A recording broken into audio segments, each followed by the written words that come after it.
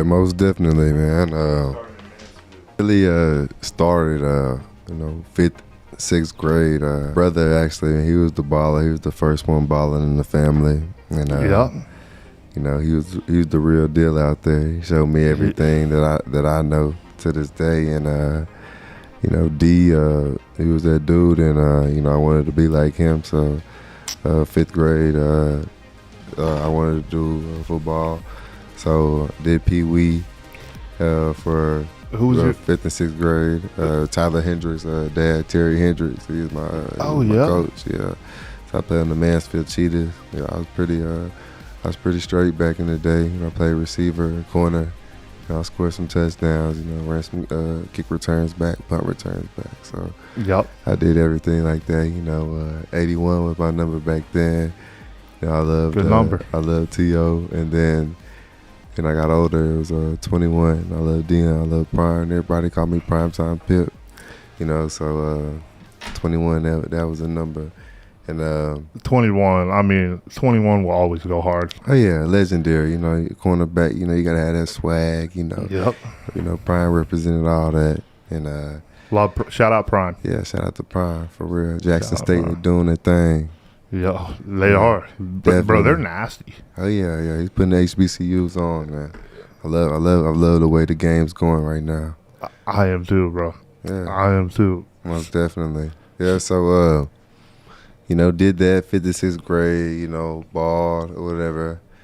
Then I thought I was a hooper, so I was scared to play football. When I got to high school, whatever, and.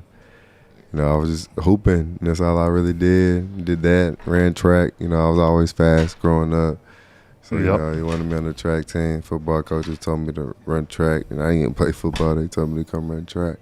So, they used my speed. And I did that. I was fast, I always placing or whatever. And, then junior year in high school, I just got tired of basketball, I played it for so long, and it's a different style of grind. I'd say. Yeah, it is, and hate running the suicide runs.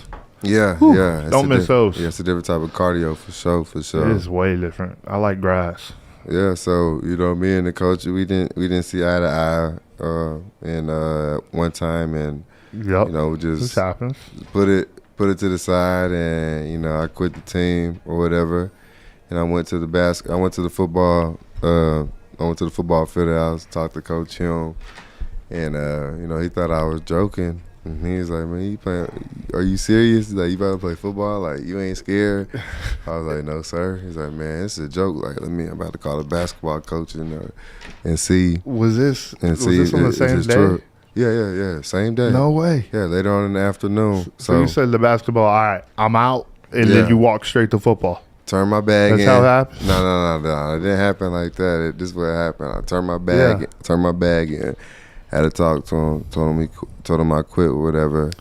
Yeah. And I went to my car or whatever in the parking lot. Man, I started crying. I was mad. Like, man, what am I gonna do? Like, man, call my mom or whatever. Yeah. Started praying or whatever, and then I was like, man, I want to play football, because I always told my parents, my mom, my family, like, I'm gonna play football again my senior year.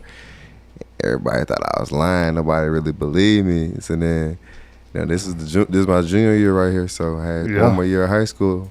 Yep. And right then and right there, I quit the basketball team, and I told my mom, like, hey, I'm about to go start playing football. And my mom said, man, go do it. Go talk to him, whatever.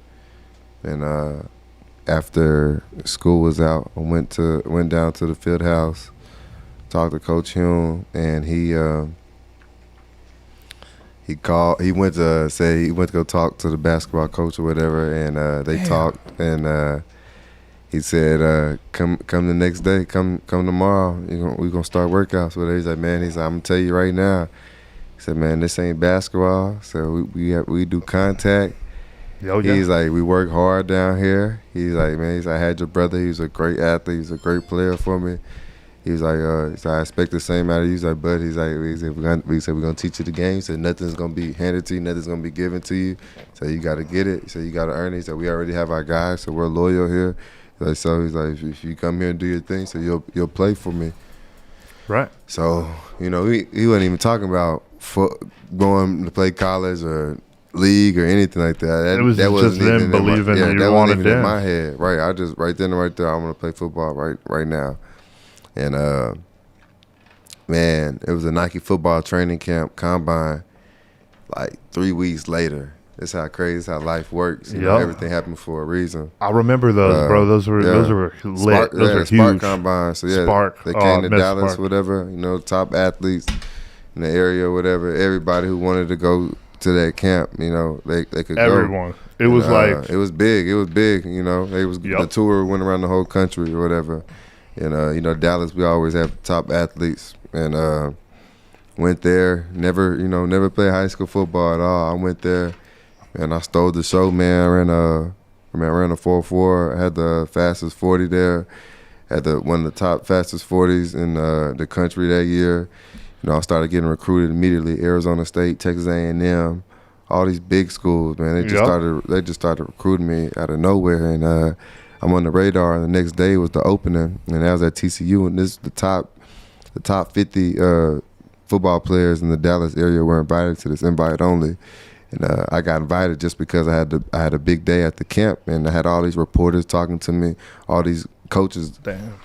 All these recruiters talk to me. They're like, man, like, why haven't you been playing? Like, where have you been? Like, man, I thought I was a hooper. Like, man, you about to get on the scene. You know what I'm saying? You about to blow up. Like, this is crazy. Like, you 6 foot. Running 4.4. Like, this is crazy. Was this before you had started full time with the football team? Yeah, before you played a game. Yeah, this right? before even spring ball had started. Like, I literally had quit the basketball team 3 weeks before I went to the Nike football combine, and I stole the show, and that's when I started getting on the recruiting trail.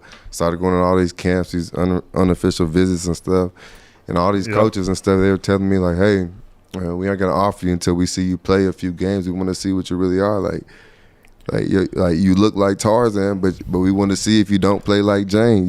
Basically, they saying I passed the eye test, but they want to see if I'm gonna go out there and be physical, like what a corner is supposed to be with my size.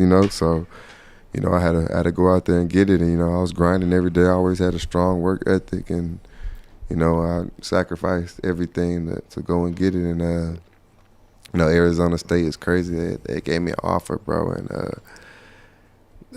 new staff. I went to a visit down there that summer, and it was crazy.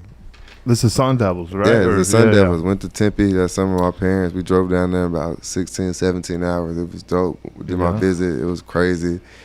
I mean, I would love did to the tour. Go there. Man, it was dope, man. It was beautiful. One of the most beautiful places still to this day. I love Arizona to this day still. And I thought I was gonna be a Sun Devil, and then that year, they had a super squad. They had Osweiler, Vontaze Burfict, Omar Bolden. They had a squad, and after that, Coach Erickson and the staff, they got fired within the first few games of the season. The new staff, they was like, man, who is this guy? He hasn't been playing football, and took my scholarship away. So I had 0 offers by the end of the year, and I was waiting, man, and Monroe came around.